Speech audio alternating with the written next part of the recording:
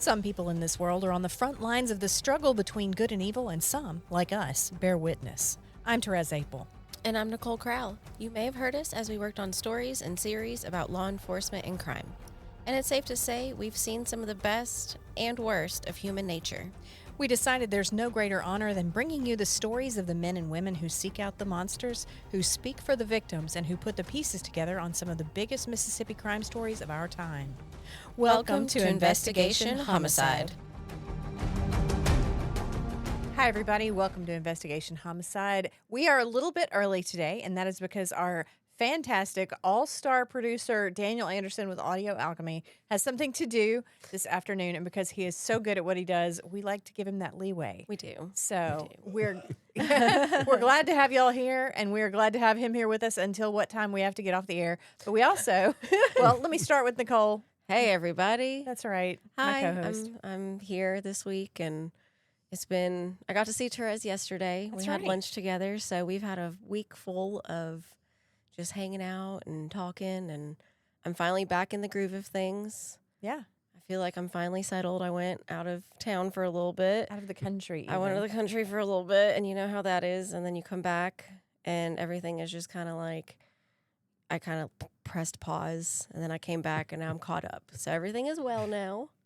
I think we're happy. I don't know about you, but I recently went on vacation, and then coming back was so hard. It was like, no, I have to go back to do that again. It's very hard. It's very hard to reacclimate. Yes, and this is completely side note, but y'all are our family now, and both of our horses have had health issues, and so we've been struggling with that. I had my horse's tooth pulled, which is very traumatic and not anything that anybody really should see in person. And Therese's horse is doing better. He's doing better. I saw him the other day, and he's doing much better. Yeah, so he is. I'm glad about that. That's our little insight into Personal our life. information. Yes. So we've had a lot of togetherness. So also before we get started, today our guest, we are the host, that is the guest, is former Ridgeland Police Chief John Neal. And we do want to dedicate this podcast to the memory of another former Ridgeland Police Chief, Jimmy Houston, who died yesterday. He was much loved.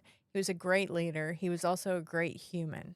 And so we just want to remember him before we get started. Chief Neal, he was kind of a mentor to you at one point, wasn't he? Absolutely, and I'd been with Ridgeland, I guess, probably about 20 years or so, and you would think at that point in your career you kind of figured everything out, knew where you were and where you were going, but little did I know that I was probably only about a third of the way there. Mm-hmm. And Chief Houston took me in under his wing and kind of pulled me along another third of it, and then I finished up a third by myself with his guidance that he had provided to me. Yeah. Well, and that's the mark of a good leader. Absolutely. You and I talked yesterday just a little bit when we found out that he had passed, and that's one of the things that I wanted to make sure that people knew was that he wasn't just a police officer, somebody that was stuck back behind a badge, but he was a phenomenal human being as well too, and he saw potential in people when they couldn't see it in themselves, and he made sure that he exploited that and got it out of you, even when you didn't think you could get it out yourself. Right. So we want to remember him in this podcast. So we're here to talk about one of Ridgeland's, Ridgeland is one of those places where, sure, you have homicides, but you don't have just a whole bunch of them. But this is one that I remember distinctly when it happened. And I remember kind of as it unfolded, just how much you just didn't really know what was coming next. And it almost felt like a TV show kind of as it unfolded. Mm-hmm. So start off, we're here to talk about Bobby Adams. He was the manager at a Party City. That's correct. Talk to us about kind of what that day was like. Start us, when did it happen, all that kind of stuff, and tell us how your day went that day. I think it's important to lay the foundation for the premise behind this horrendous crime. We were about 3 days shy of Halloween. We were leading into the Halloween week. Mm-hmm. Everybody knows Party City. They're known for party favors, party supplies, anything from plates for a birthday party that have Buzz Lightyear on them, all the way to the Halloween costumes up to what adults wear. It's a very busy time of the year for Party City. They bring in a bunch of seasonal employees, just like you see a lot of retail do when it's their peak time of the year. Well, just so happens Party City's peak time is during Halloween. Right. So they bring a lot of seasonal employees in, and there was a lot of coming and going on this Friday night. We're talking about October 26th of 2012 is actually when this crime happened, which was a Friday night. So we're coming up on the same time of year. And I remember that was part of the spookiness of it, like to hear that someone had been killed inside Party City. It was kind of like, it kind of caused a mental glitch. Like, are you sure? Right. So what did you think when you got the call? Ridgeland, just like you said to start it off with, we're not known for homicides. We're not known for any type of violent crime like that, especially back in 2012. We would have an occasional one, maybe two homicides a year. Usually it's domestic related, something like that. And then we've been known to have an occasional armed robbery every now and then. There'll be a convenience store, liquor store, something like that, maybe a purse snatching that may have involved a firearm. But for us to have a store like Party City that was in the heartbeat of Ridgeland, where a lot of traffic is, it's a Friday night, and for us to have somebody shot in the middle of that robbery kind of was a shocker. Sure. Where were you when you got the call? Oh, I was home. It was Friday night. We're looking at about 10:45 or so at night. Our night shift was on. Our investigators were off during that time of the night. We hadn't hit the holiday season yet. We usually do a alternate work schedule for investigators during the holidays, but we hadn't hit that point yet because it dealt with more of the other retail versus what Party City supplied to. So we were all at home. I got the phone call that we had a robbery that had taken place at Party City. There was one of the employees had been shot. Units were still getting on scene at that time. They were still clearing the building. So at that point, we didn't know all the details of it and what exactly had transpired. Nicole, so when you hear, an employee at Party City has been shot, what do you what's the picture in your head? I figured, because I didn't know much about this before the podcast was like, we realized that we were going to do this episode, right? I didn't grow up here. And so in 2012, I think I was at Mississippi State and I grew up in Ocean Springs. So this case would have never come across my desk other than this podcast. And I texted my fiance, Adam, and I was like, hey, do you remember this? He said, absolutely. And the judge who is presiding over the case is, he knows him. And he said it was a really tough one for him. And I was like, it just seemed kind of weird. Like you said, it almost is like a mental glitch. And it reminded me of, I don't remember this. I don't remember where it happened. I don't even think it wasn't in Mississippi, but it was when those girls got killed in an ice cream shop. Mm-hmm. And it was something like that where it's like, wait, what? So I figure you kind of think that it's an accident almost, or somebody was just kind of manic, or something crazy happened and you just really don't know. And then once you start reading into it and realizing all the players in the game, it's like, why? Yeah. And at the end of everything, I think even at the end of this episode, I don't even know if there's an answer to why, but it really wasn't that good of a robbery, and it wasn't that much money, and it wasn't, it's not worth it. Like, this person was about to retire. He was 60. He was an older gentleman. He was 68. And I read he was about to retire. And, like, what the hell? Yeah. That's kind of my whole thing is, like, even if he did see you. And we're going to get into all of this, right? Like, I'm kind of, like, jumping ahead, right? But that was kind of my thing is, like, this is so stupid. With so many crimes that we see, and y'all see them all the time, but they're spur of the moment crimes of opportunity. Yeah. This is one, as you said, we're gonna talk about over the next couple of minutes or so. But there was a lot of planning and a lot of forethought that went into how this needed to go down to be successful. And you just hate to tell it to all the criminals out there in the world. You wish they were a little bit smarter than that, but there's nothing that's foolproof. You're gonna slip up somewhere. Yeah. And these two guys slipped up a lot. Now, talk to us about Bobby Adams. He was the manager there. And I think the thing is, like, when you hear of an employee of a place being killed during an armed robbery, what you tend to think of, if you just say an employee of a business was killed during an armed robbery, you think gas station clerk. Right. So when you hear it about a Party City, you would assume cashier. And then I just remember when it was like the manager had been killed. Usually you assume that guy's going to be okay because he's the one with the keys or the combination to the safe, or, he can do what it takes to get you what you want and get out. But I remember when I was having to do some of the research on him, just talking to some people that knew him about who he was as a person. Talk to us a little bit about, obviously, you would have to, if you didn't know him beforehand, you would have had to get to know him as an investigator or, as a cop. Yes, certainly. And, Bobby was 68. He'd been working for the Swalleys for many, many years in that manager role. When you talk to them about what kind of person Bobby was, and he was family to them. Like I said, he'd been working for them for multiple years. And the sad part about it is at 68, he was set to retire. I think this was his last holiday season. His daughter had moved to Kentucky. There were grandkids up there, and that's that typical grandfather lifestyle he was getting ready to go embark on. He'd worked his entire life. And like I said, I think the Swalleys would have easily turned the keys over to him and left the country for a month and never looked twice. Sure. About, is my business being taken care of? Because he was family. He knew what that business meant to them, and he wanted to make sure that Bobby Adams' name wasn't tarnished in anything. So he was just a phenomenal employee. And when you talk to even the seasonal people that were there, everybody loved Mr. Bobby.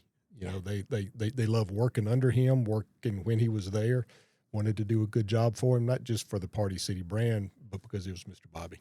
Well, and we live in the South, so people tend to call adults Mr. whatever. But as a crime reporter, it's like usually I get a victim's profile and I'm like, okay, this was Bobby. But everyone I talked to called him Mr. Bobby. That's the only thing I ever knew him by from the time that we got the call there. That's what the employees on scene, those that had already left for the night when we interviewed him, it was always Mr. Bobby. Well, and the thing about humanizing somebody is that you can say Bobby Adams or the manager of the store or whatever like that, and there's humanity in that. But when you say Mr. Bobby, you think of a grandfather. You think of somebody that is loved. Yes, absolutely. And when you look at his picture, you can, like, sometimes when you look at somebody's picture, you can just tell that they have kind eyes. Yeah. You can tell their personality just shines through that.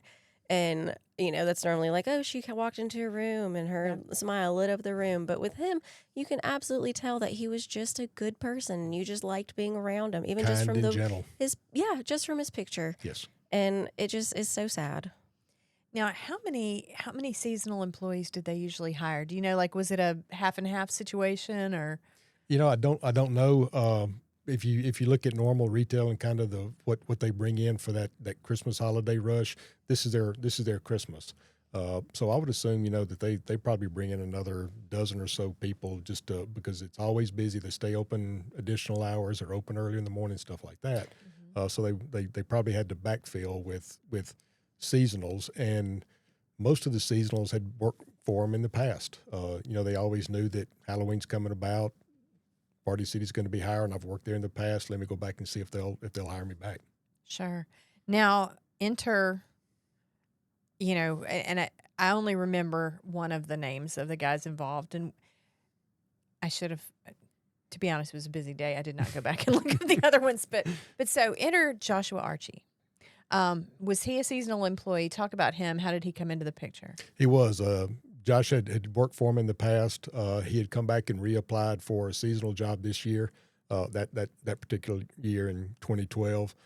They wanted to hire him back, but they were going to put him in their Flowwood store. And he didn't feel like driving that far, so he turned down the job at that time. Undra Ward, who is the co-defendant in this case, Undra was working there.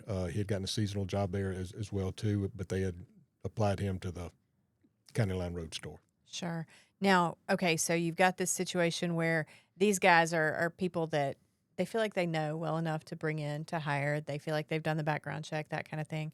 In a situation like this, what is it that makes you decide to take the next step to formulate a plan to rob the place that you work, much less anything else? That's a question a former police chief can't answer because I don't have that mindset. I'm grateful for the things that the good Lord's given me, and I don't see any reason to go out and take from other people. So I can't answer that question for what's in these guys' minds. Why you want to turn to a life of crime over a couple of dollars, why you want to earn a career. We had found out during the investigation that Andra and Joshua both had applied to be Jackson firemen, and were in the hiring process for Jackson Fire Department. You know, you think, I guess if there's something good that came out of this, it's the fact that they were caught before they entered that system. Because just think of the black eye it puts on the city of Jackson if these guys, you know, go to work for them, and then next thing you know, Ridgeland Police Department show up and arrest them for capital murder. Which is also kind of like a weird dichotomy of the whole situation, where you don't really see, like when I read that they were getting hired by the fire department, I was like, what are you talking about? Like, because you think that the fire department is the good guys. Fire department's And they supposed to help be the good people. guys. They are supposed to be the good guys, and they help people, and they're supposed to be public servants. And then as you're applying to this, you're going to go shoot somebody just for really no reason. And I think there's a lot of history in the story itself. But Joshua's uncle is a former Ridgeland police officer, and actually was one of my first sergeants when I first started out back in 1989. So, did you talk to him at all during the investigation? yes, we did. He was very, very helpful to us. Jerry had retired. He's since passed on, but Jerry had retired at that point. But once you're blue, you're always blue, and he knew that he needed to do the right thing in this, and was helpful with our investigation. I'm sure he was shocked. Absolutely, yeah. Yep. Well, and so let's go back to the scene, because you get there, you find Mr. Bobby. What is the first step that you take there when you're trying to figure out what the hell happened here?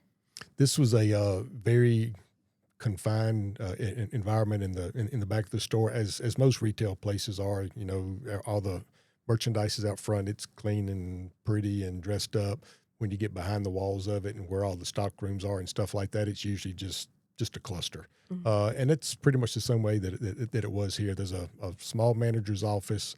If you were to come up, and those that don't know, this was in North Regency Square, right at the corner of Ridgewood Road and County Line. Pier 1 Imports was there. I believe there was Play It Again Sports may have been there at that time, but this was this strip shopping center.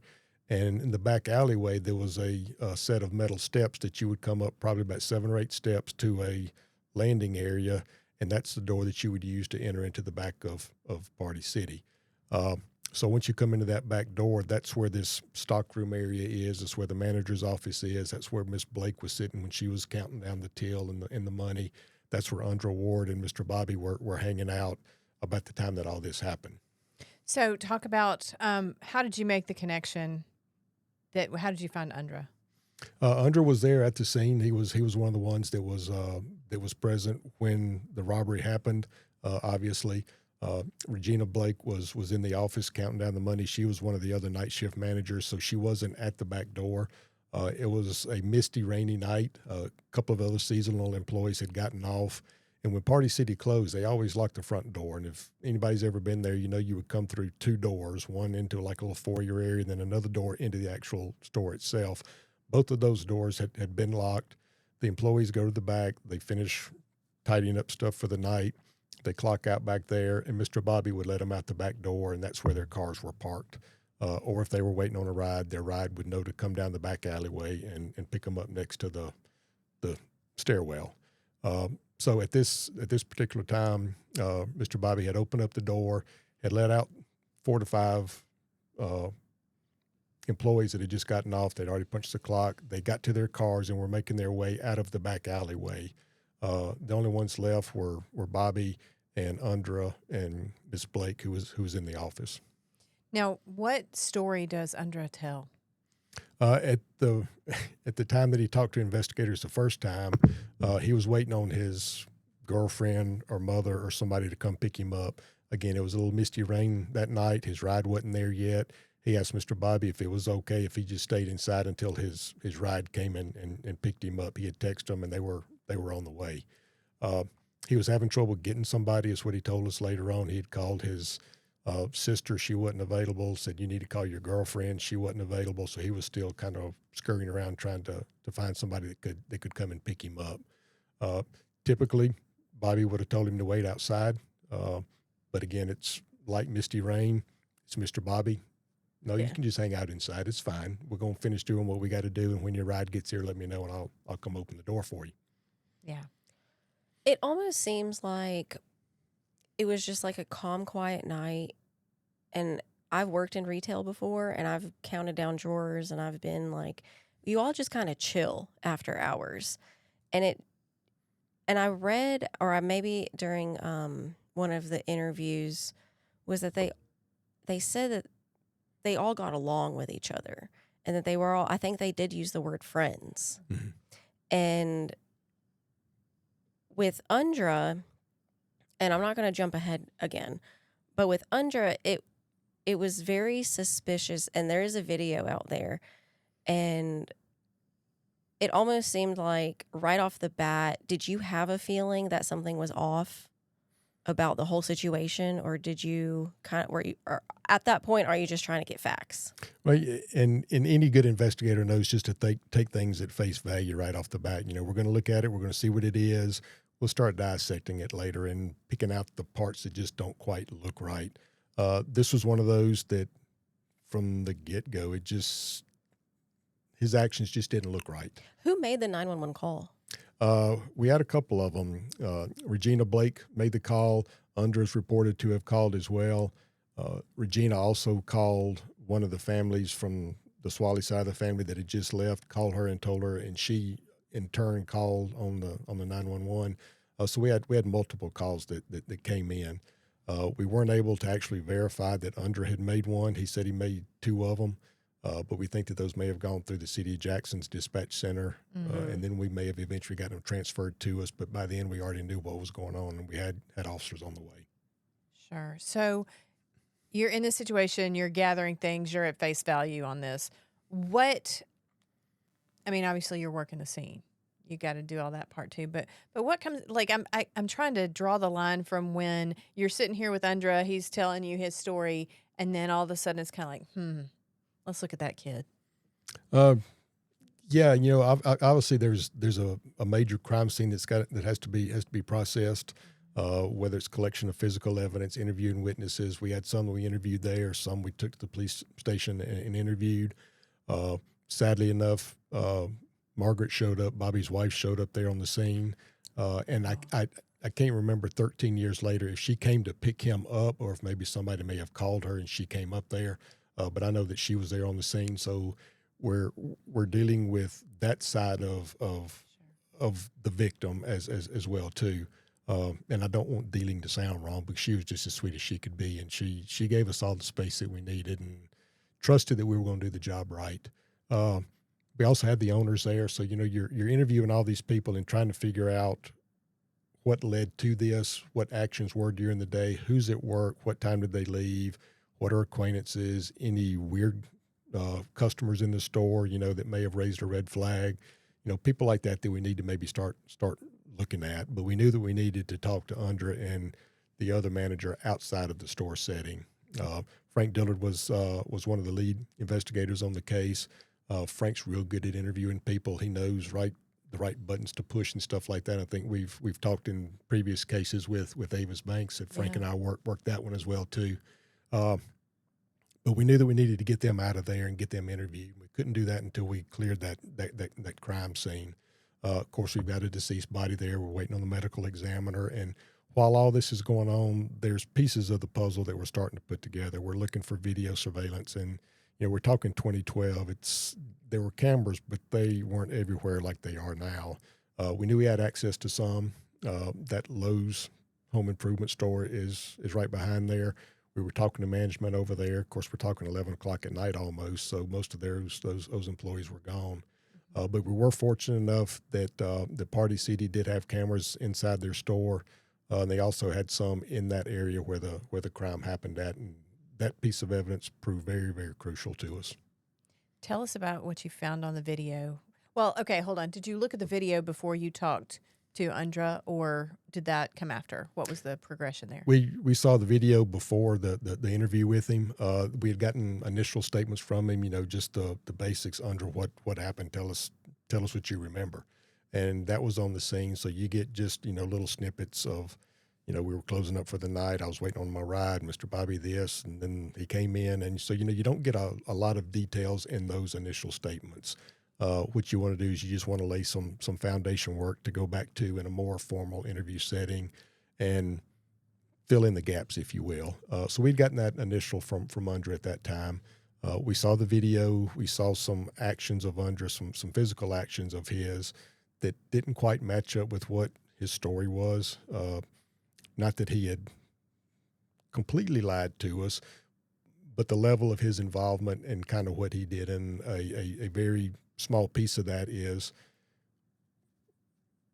when the shooter left, Regina told him to go outside and get the tag number off the car because they knew the car was right outside. He did that. He walked outside on that back deck, and by the time Regina got out there to see him to say, hey, give me the tag number, he said, I couldn't get it. I didn't see it. But we know he's looking right at the car. Right. So just little things like that we knew that, we got to fill this gap in and figure out the why behind his statement at the time. And I think we did skip over. Wasn't Miss Regina? Wasn't she the one that was actually held at gunpoint? Yeah, she's the one that when the suspect came in after he had shot Mr. Bobby, he pointed the gun at her, not at Andra. Okay. Yeah, let's walk through that part. We're gonna walk. We're gonna clarify a lot of things. So the store is closed. Everything is technically happening in the back part of the store, correct? In a very confined area. Miss Regina is counting money. Andra's there, and Mr. Bobby's there. Suspect, comes in through the back door, and when he walks in through the back door, is on the video, it almost looked like there was some sort of altercation between him and Mr. Bobby. Is that correct? Yes. And okay. That back door stays locked. Mr. Bobby had the key to it. When he let the employees out, he unlocked it, let them out the door so they could go get in their cars and leave.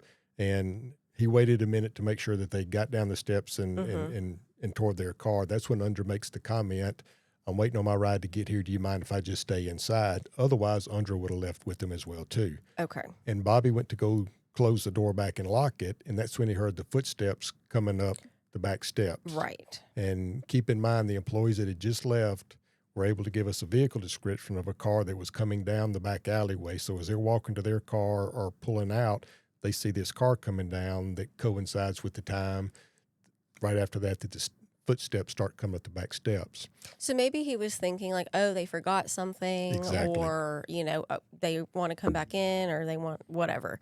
So so Mr. Bobby gets shot first.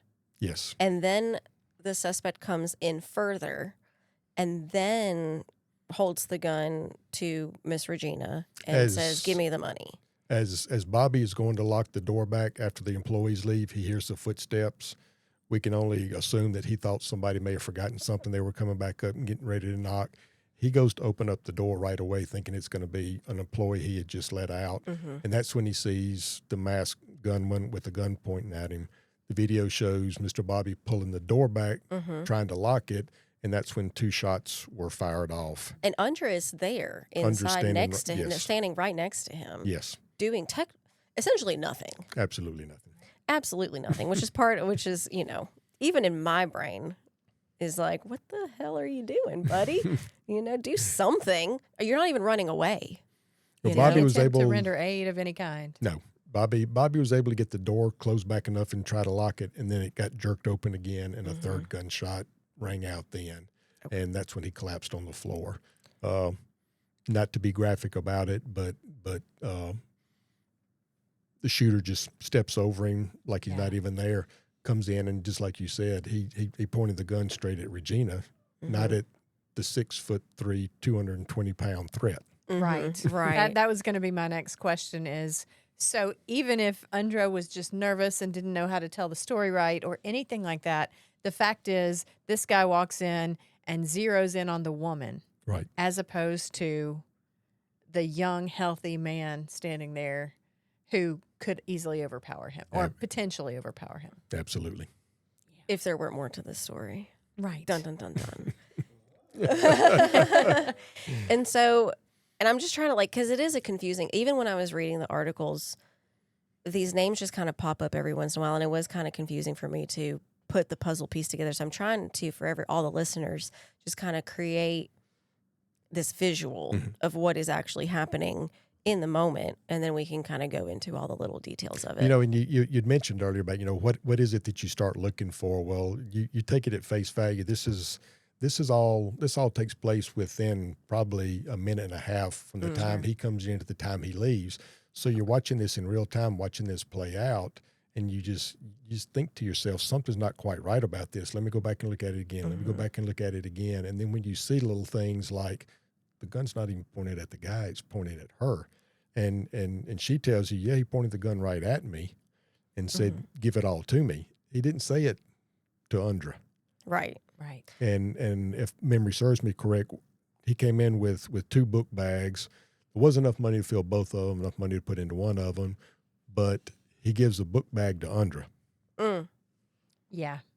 Which, I mean, okay, so on the movies, sometimes they do that. Here, you hold it. Don't but, go Hollywood with me. Right. I'm just saying, like there could be an argument made, well, maybe that wasn't that weird, only it was, Right. Yep. And I don't want to put myself in the mindset of a criminal, because I just don't think like that. But if you gotta play that part, you're gonna attack your biggest threat, Sure. which is the guy. And at no point did he direct him to do anything. Get on the ground, look away from me, run out into the store, get out of here, do something. Yeah. He let him hang around him, and 6 foot, whatever it is, 220 pounds. That's a threat to him, I would think.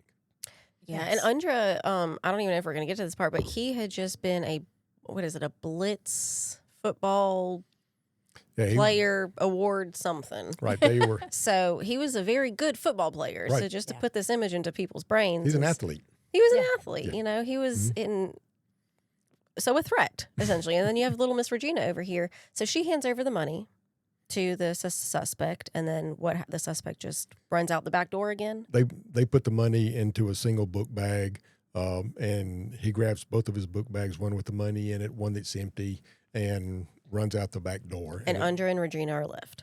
Undra's going toward the door. Regina's coming out of the office. Okay. So we know that the bad guy's going this way. Let's follow him and see what's going on.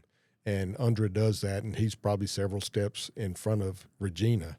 And that's when she makes the comment, see what kind of car he's in and get the tag number for me. And she's looking for a pencil at the time, something to write it down with. She gets that within a couple of seconds, gets to the door as the car's speeding away. And Undra says, I couldn't see anything. I couldn't tell what he was in.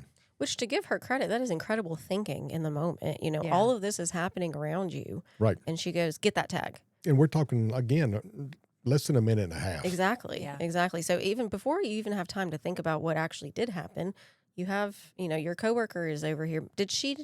Was she able to see the actual shooting from where she was sitting? Did No. she know Mr. Bobby was shot? She didn't know all of that until she went to the door after all the money Okay. had been put in the bag. Obviously, she knew something was probably going on because Bobby wasn't there. Bobby wasn't hurt anywhere. And she heard the gunshots. She heard the gunshot. She thought it was something falling originally. Something makes falling sense. off a shelf, something, just a couple of loud pops. Makes sense. They sell balloons. You just never know what her initial thought was.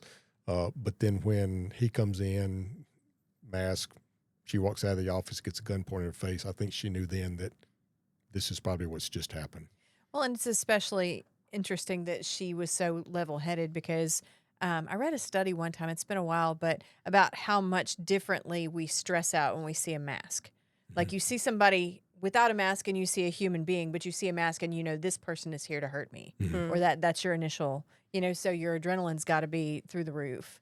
And she was thinking better than Undra. I mean, if I was involved in that, maybe I do think like a criminal, but I would have given him the wrong tag number, because then you guys are out there wasting your resources chasing something that doesn't exist. Right. Well, and going back to face value and then dissecting that first minute and a half, we knew on the video that when Undra went back out, because the truck was still sitting there, we could see it on the video, so we knew he saw it. Oh, look at that. Okay, so I think we're safe to move ahead just a little bit now. Yeah. How did we get from this situation? You have now looked at the scene, you've collected all your data, evidence, and stuff. What is next? How are you trying to figure out who this suspect is? And I want to hear how Frank talked to Undra. Oh, yeah. Frank's got a very unique interview style, and those criminals out there listening that have sat across the table from Frank know exactly what I'm talking about. It's but legendary. he will become your best friend. He will become family to you, and then set the hook. Yeah. And that's kind of the way that you had to treat Andra, because you know he's very street smart, street wise, as most criminals are nowadays. Deny. This is all it was. This is all I know about it. I don't know anything about that. I'm just trying to get a ride. No, I don't mind you downloading my phone. Sure. Because he and Joshua Archie had come up with code words to use in that text that nobody would ever think. And if you've read the incident report, skipping ahead just a little bit probably, but when when Andra knew that it was time for Joshua to come commit the robbery, he was supposed to be sitting right around the corner. He was going to get a text from him that said, "Hey, are we going to do the club tonight?" So when you download that message, you don't think anything about it. This is just two guys. They get off work. It's Friday night. They're going to go out clubbing for a little bit. But that was their preset word that it's time now. And that came from Andra during subsequent interviews with him. Sure. So is it the first interview where Andra kind of breaks and tells you everything, or how did you get there? No, that comes later on. Andra was interviewed that first night. We knew we wouldn't get much from him then. It was still fresh. You want to treat him as a victim as much as you can without going all in on him being a victim, just because he did have to watch this and go through this. So you treat him and Regina kind of the same way. We just want some basic information from you. It's a traumatic event. We'll bring you back in for a more detailed statement later on, but give us a baseline now. So that's what we did with him that night. It never went cold, because from the time of the crime until both of them being arrested was only about 5 weeks. So we had to work hard. We had to work diligent. We didn't know a lot of what we had until we actually had it. You know, I'd mentioned earlier about we saw the car as it was driving off. And Don Martin, who worked in investigations at the time, Don is a fanatic when it comes to video evidence and tracking down video evidence and watching frame by frame and identifying things in video that even seasoned investigators can't see. So we put Don on the trail of all the video. So when you go back to when that door opened up just a little bit at the end, as Joshua was running down the steps, Andra stepped out behind him. He zoomed in on that truck that was the getaway car, and we picked out different pieces of it that we knew were going to be unique to that individual vehicle. And a couple of those were a very different luggage rack that was on the top of it. Turned out to be a Chevrolet S10 Blazer is what the car was. Had a unique luggage rack on it. The front right side, passenger side fender was a different color, like it had been involved in a wreck. They went to a junkyard. It's a white vehicle. This is a pewter color, a little bit off, but you could tell it distinctly in the video. It had a trailer hitch on the back of it, but also a sticker on the back window. You've seen the mud flaps on 18-wheeler trucks of the nude girl posing kind of the thing. girls, yeah. So it had one of those stickers on the back hatchback glass of this vehicle. There's not going to be a whole lot of those around with all of those features on it. No. So we knew exactly what we were looking for as far as the vehicle was. Don backtracked from the alleyway to Party City and went back down Ridgewood Road looking at businesses, getting a timeline. Okay, here comes the truck by at 5 minutes until the crime. Let's go back to the next business. So we tracked that all the way back down, probably 3 miles away from Party City. That was Joshua Archie's route, which later in turn matched up with his cell phone records. Wow. So I love it. You know, that's just that down and dirty police work that people don't know. That's that Hollywood stuff. Sure. You know, that you want to talk about. But to get to them, we had to track down that vehicle. We knew what we were looking for. We just didn't know anything else other than that. And we got a report from Jackson Police Department that the day prior to the robbery and murder, there was a truck similar to that was stolen off of County Line Road. Went and found those people. The story was I pulled up to my friend's apartment. I left my truck running. We ran inside to eat dinner real quick. I was only inside 5 minutes. Came back out and my truck was gone. Fast forward to the end, Joshua had stolen that truck at 7 o'clock on Thursday night from the Trails apartment on County Line Road, drove it over to where he lived off of Old Canton Road in Jackson and kind of hid it out until he needed it. Were those people, or was Joshua Archie and the owners of this vehicle, did they know each other at all? Or was that just he just stole their car? He just happened to be visiting a friend in an adjacent apartment. Okay, so that has no tie. They weren't involved in this crime at all. Not And at right all. here is where we jump in here with the PSA: lock your doors. Lock your doors and Don't leave your car running. Yeah, don't leave your car running. even in 2012. Right. yeah. Exactly. But apparently That's just a waste Josh of was over gas. visiting friends at an adjacent apartment. Okay. Came time to leave. That was his getaway. Do you think he knew when he stole that car that he was going to do this? Absolutely. Okay. Yeah, we think that the wheels were already in motion, that we're going to do a robbery at some point during the Halloween season because that's when they have all their money. Mm-hmm. These are the tools of the crime that I need to collect. A car's Wow. one of them. Let me go and get it now. Do you think that's why he didn't want to work in Flowood? That he was more familiar with the Ridgeland store? Probably so, or maybe he's just lazy. Yeah. You know, he knew he was fixing to be a Jackson fireman. I don't want to drive all the way to Flowood. This is where my friends are working. I don't want to go all the way over there. Yeah. You know. So talk to us about, like you said, I mean, it was a substantial amount of time, although not as long as it could have been, between when it happens and when you make this. Well, tell us about when you make the arrest on Undra. Yeah, we went through probably about a 10-day period of where we just weren't getting any good valid leads. Nothing was actually panning out. We knew the car we were looking for. Within about 2 or 3 days of getting that information, which again we knew the reported stolen in Jackson, came to us about a week later. So we're already a week into this. 2 or 3 days later is when we find the truck. It's been abandoned in an apartment complex off of Old Canton Road, kind of Northtown Drive. Josh Archie lived with his mom over there. The truck was found in an adjacent apartment complex. So they had done the robbery, drove it over there, and dumped it that night. It hadn't moved. But we knew what we were looking for, the license plate number. Investigators were out scouring the area for where maybe a stolen car may have been dumped, and one of our task force officers found it over there. The naked lady bumper sticker on it, the trailer hitch, the pewter-colored front fender, the unique luggage rack. So we knew we had the car. Mm-hmm. Sat up on it, wait on somebody to come back to it. A couple hours they don't, so we go ahead and tow it in and begin our crime scene processing on it. We obtained some DNA samples from the gear shift, the steering wheel, the rearview mirror, all those places that a criminal is going to be touching the car, the door handle, stuff like that. At that time, we weren't able to get any DNA hits on it as far as a suspect goes, so that information just kind of sits there. Shortly after that, Frank's interviewing some more people, some more seasonal employees, those that had been working there. And one of them makes the comment to us that several weeks prior to the robbery that Andra had made the comment about, you know, it'd be pretty easy to rob this place when they have a lot of money. And it's one of those things that just makes the hair on the back of your neck stand up because now you know that we're fixing to tie him into it somehow. We just have to get credible evidence that can be presented in court that a jury could understand. We just can't take that for face value.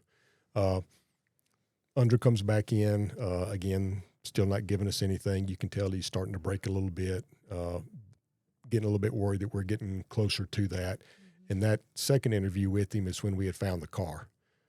So as he's leaving the police department that day, Frank's walking him out, letting him go. The tow truck comes by with that car on the back of it. Was that on purpose? That was on purpose. Oh, that's Yeah. sweet. Because we want to see his reaction, and we got exactly the reaction that we wanted. He just hung his head, and you could just see blood stop flowing on him. We let him go on home because we knew that we were going to be getting close now. Yeah, let him stew Yeah. while his mama's sitting in the next room. Yep, absolutely.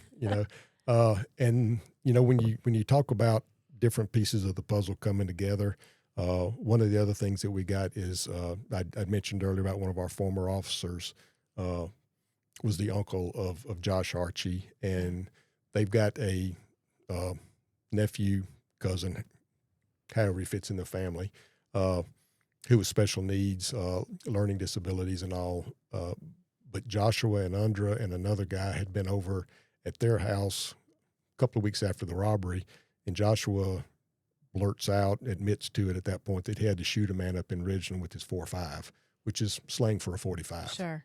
So the Price family did the right thing and brought that kid to us. Actually, we went and interviewed him up in Madison at that time in environment he was comfortable with. He was happy with giving us a video recorded statement later on. This kid at the time was only about 14, 15 years old, was willing to talk about his cousin and some of the comments that he had made. So now everything's kind of starting to come together. The pieces of the puzzle are coming about. Felt like we had enough at that time to go ahead and get our arrest warrants for him. And that's what we did, charging both of them with a capital murder and conspiracy to commit capital murder. Well, and I remember while all this is going on, of course, in the, I'm having to follow it as a reporter, and I don't have a memory of it, but I probably harassed you a lot about, do we have anything new in this case?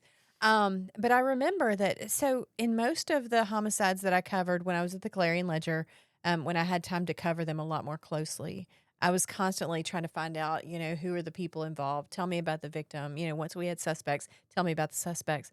And the interesting thing is, of course, there was a whole community that was just paralyzed by what happened to Mr. Bobby. But once you had these suspects, we also had people reaching out being like, it can't be these kids, and generally through my years, I can think of one other major crime, and it was the shooting out in front of the Walgreens in Jackson. We had people come to us about one of those shooters and say, there's no way it's this kid. I know him. He's just not that kid. And they said this about, I had a couple people say this about these two kids. And then you look at the facts of the case and this probably wasn't even their first time. Right. It seems like something that they planned it. They didn't plan it great, but it didn't seem like this is a first time event either. And I would still venture to say that this was all set up by Josh Archie. Yeah. Under was probably the number 2 guy in this. He had the means, he had the access to it. Josh had the cold heart to do it. Yeah. And you don't want to assign less blame to Andra because he could easily said, no, this is my family. That's Mr. Bobby. This is my livelihood. This is where I work. And, that was one of the challenging things about it is when you have seasonal employees that come in like that, you're only going to be here for 2 to 3 weeks. There's a lot of them, and you got to track all these people down and figure out what their version of the story is, what they know. There was probably more talk, we think, later on amongst some of Joshua and Andra's common friends. Yeah. But they just never did come forward with anything for us. We were extremely grateful and thankful to the Price family that did the right thing. We thought we had enough probably getting to that point. We'd brought Joshua in at one time before his arrest, trying to get a DNA sample from him. He obviously wouldn't give it to us. Sure. But we were able, by the time all this came to close, that some of the DNA evidence that was collected out of that stolen Chevrolet Trailblazer that was used matched up to Joshua Archie. Mm. Now we know that that Andra was trying to play it tough, trying to not tell you anything, and then kind of saw the car and had a little bit of a moment. What was Joshua like during all this? What was it like to sit down with him? Cold. He was just cold. He never would talk to us, never would say anything. Still to this day claims his innocence. Andra, when it came time after indictments came out, Andra took a plea deal to second-degree murder in conspiracy to commit murder, and he's serving a 45-year sentence. Joshua Archie never would. He never would talk to us, never would own up to his part of it, no remorse, anything like that. We were concerned because we went through 2 different mistrials, one in 2017, one in 2019. Finally got the conviction in 2021. And then, of course, there were some appeals filed because it was a capital murder case. We didn't seek the death penalty on him, but we did get him in life, with life in prison without parole. So he's +5. He's done. Plus 5. +5. Yeah. What happened to the mistrials?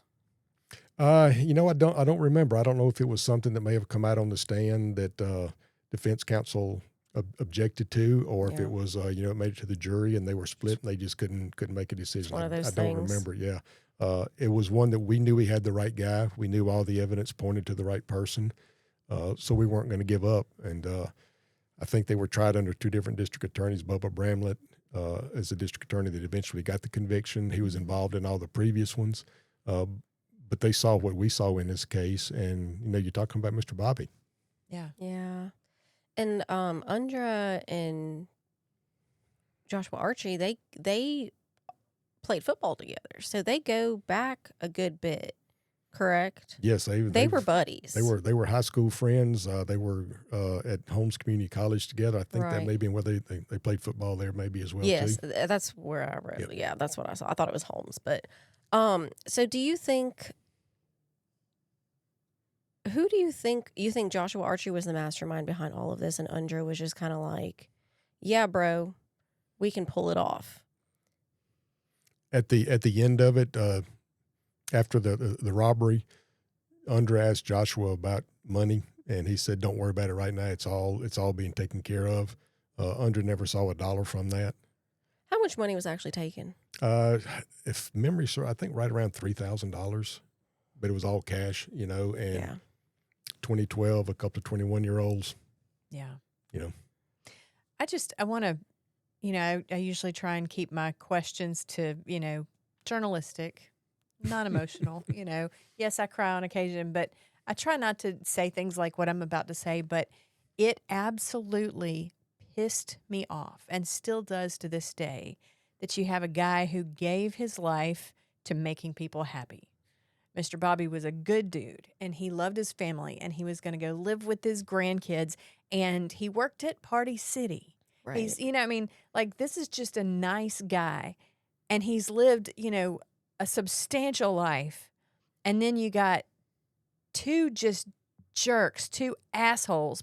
We hadn't said that one on the podcast yet, but, and I'm sorry that I just said it, but they come in there and this is what happens. They can take his life out of the world, away from his grandkids, away from his family.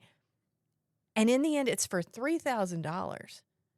And that, I think, to me is the thing that always wound me up. And I have a lot of other cases where I feel this way about it. Mm-hmm. But it really is just like, who the heck are you? Mm-hmm. Who are you, Josh Archie? Why is it okay for you to walk in here and do this? And then not only that, but just have no feeling about it whatsoever when it's done. Mr. Bobby knew him because he'd worked there in the past, and that Yeah. was he was fearful of because Bobby's 68 years old. Push him. Yeah.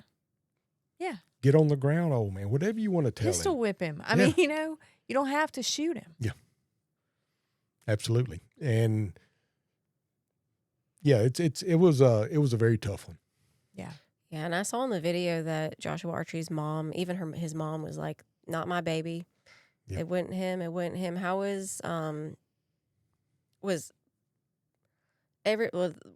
the family members of both of these guys, were they both defending them?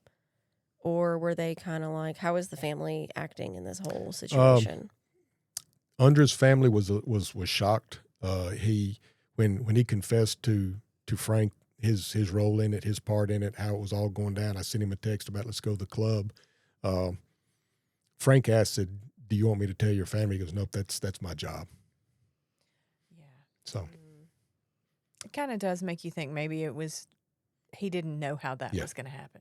Josh, on the other hand, I know y'all do all your homework, but when we got the arrest warrant for him, he kind of went on the run from us. Yeah. He wasn't going far because he just didn't have the means. But he had a girlfriend down in Ridgeland. We hit her apartment, could never find him.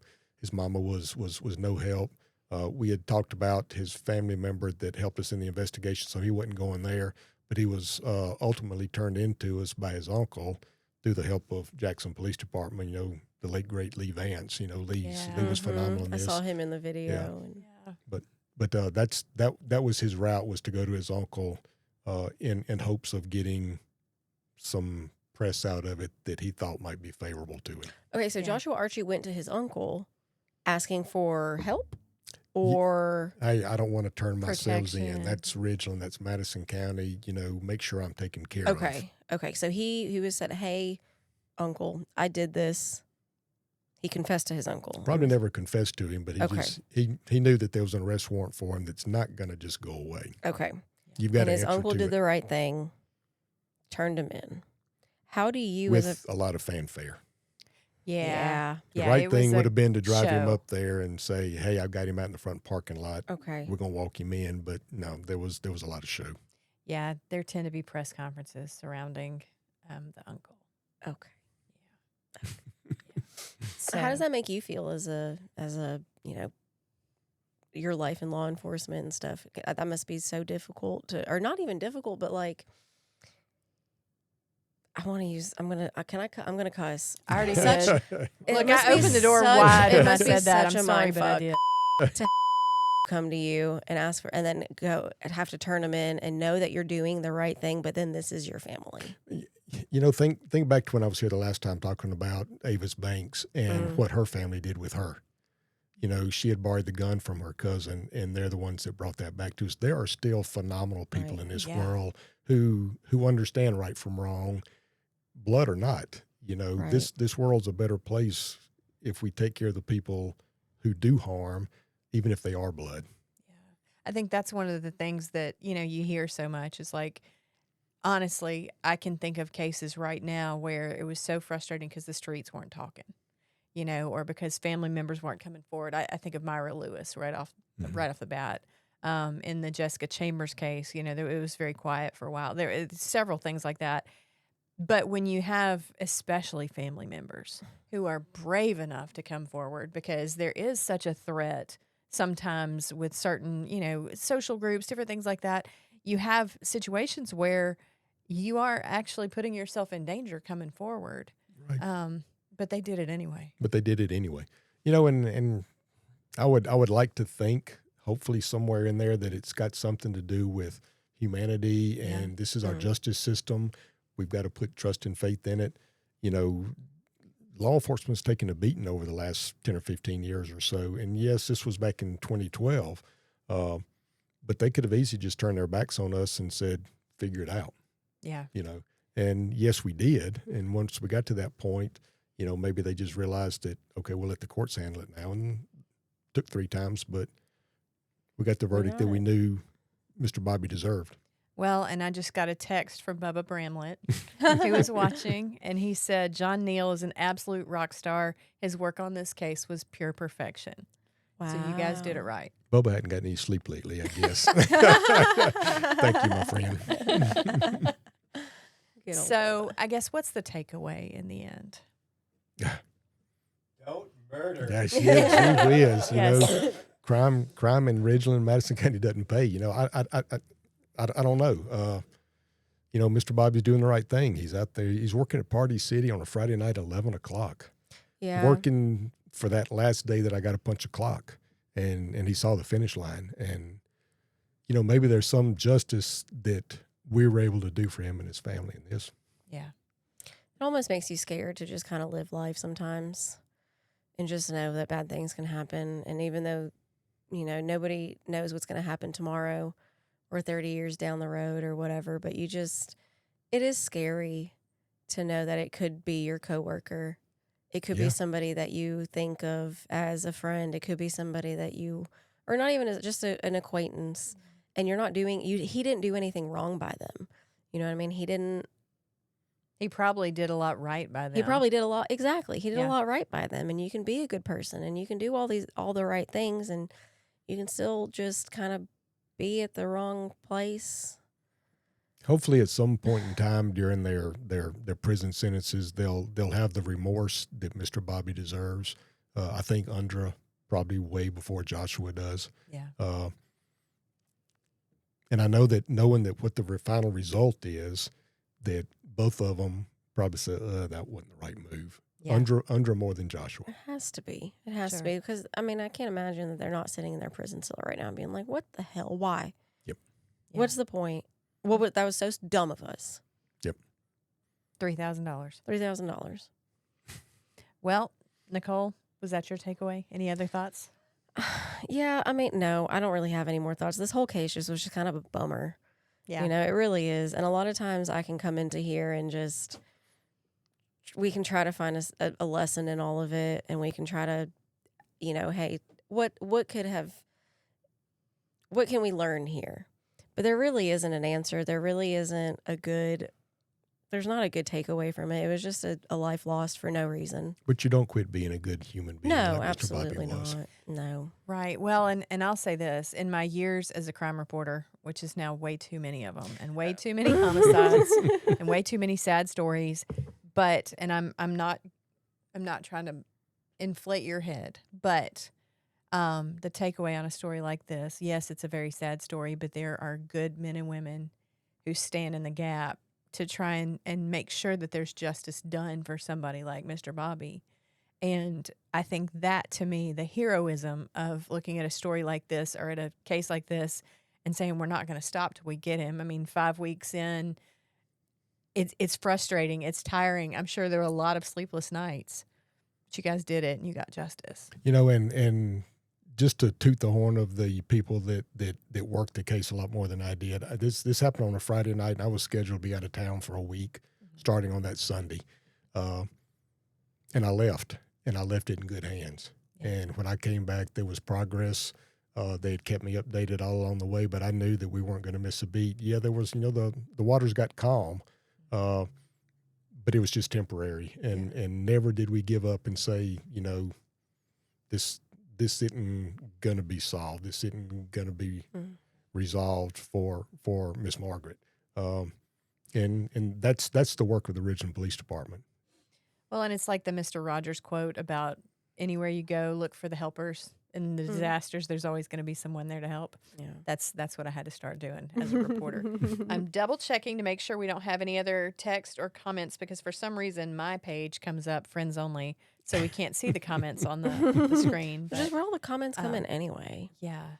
Huh? Which is where all the comments come in anyway, which is kind of a bummer. And Jordan Ricks, I was looking to see if you gave us a comment this time, a question, because we try to always get to yours. They're always so good. So thank you for listening. Thank you for watching. Absolutely. Anything else that you can think of, Chief? I thank y'all for reaching out. I love bringing these back to life. Yeah. For the victims. Me too. Yeah, absolutely. Yep. You want to close this out? Oh, go ahead. I'll close this out, but we're going to get casual for just a minute. Sure. Daniel, I know you have to go. And we're going to just become human for just a minute. I think one of my favorite, I love John Neal. I do too. And one of my favorite things about my life right now is that we live in the same city. And I go to our little community events, and Chief Neal's, and I always walk in, his wife Nelda has a wonderful boutique in downtown Brandon. Yeah. And she sells the most amazing things and clothes and trinkets and home goods. And I love walking in there, and I walk in and I say, Chief Neal. And he turns bright red. Don't call me that. And I think it's so funny when I meet law enforcement or chiefs or sheriffs and all these like powerful people. Yeah. And then I walk in and he's doing people things. Yes. He's working at his wife's boutique. And I think that is just adorable. Well, and I'm seen me model yet. Happy for you. Maybe on the next episode. Next time. Yeah. Next episode. And I'm just so happy for you that you get to live that life and get to enjoy your family and all the hard work that you've put in over the years. I hope you enjoy seeing me. Absolutely. Every time I walk in. And I think it's just so cute that we get to like keep this little timeline going. Yeah. Be people outside of of murder world. Exactly. So. Exactly. And so that's kind of like why when he pulled up, I was like, hey, John. And I was like, damn it. That's exactly who I Chief am Neal. now. Well, and I've got to tell my quick Chief Neal as a person story too, because I guess I'd been covering you for like 2 or 3 years. I mean, it was long enough. This was really embarrassing. So USM did a VIP thing, and because of some stuff I'd put on Twitter, they let me come, even though I'm not it's University of Southern Mississippi. You're wearing black and yellow. Yeah, I'm actually wearing to the top colors today. But anyway, so I'm standing in this line to go, I don't know, get autographs, or I can't remember what it was. But so I'm standing in this line, and I was talking to the guy in front of me. I said, well, I'm a reporter. And then I hear this voice behind me go, oh, you're a reporter? And I turn around, and he's in civilian clothes. And I didn't even, register that as John Neal. Instead, I was like, yeah, I'm a reporter for the Clarion Ledger. And he was, looking at me like, really? And I was like, oh, my gosh. I'm so sorry. Out of context. I didn't even do it right. So I still think about that and, get embarrassed. A little chameleon setting, I guess. I love it. I love it. right. It's one of my favorite things about you. Undercover. I feel like we can place you anywhere and you're just going to fit. Yeah. Live life in the moment. That's right. Well, that's Awesome. the takeaway. That's the takeaway. That's the takeaway. Live life in the moment. All right. All right. all Thank you you. guys for joining us today on Investigation Homicide. Today we did it at 4. Next week we'll be back at 5, hopefully. And if you guys would like to follow us, you can follow us at Investigation Homicide on Facebook, Instagram, TikTok. You can follow me at Nicole Kral. You can follow Therese at Therese Apel. You can buy merch. We have a link in our bio on all of our social medias. And if you would like to be a sponsor, please reach out to us. Hope you guys have a wonderful rest of your afternoon. Drive safe, and we'll see you next week.